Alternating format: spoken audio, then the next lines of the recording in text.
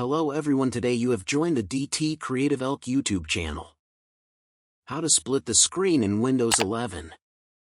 If you find this useful, then consider subscribing and liking the video. This is super useful to use multiple apps at once.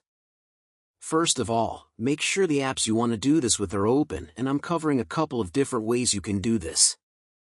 So the first way is simply by splitting it in half.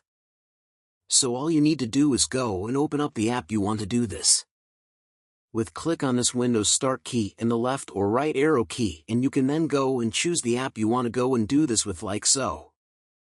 Now if you want to go and do this with more windows, then all you need to do is go to the top right of the app and go to the left of the close button, and you want to hover over this button here, and you'll go and see the different options here.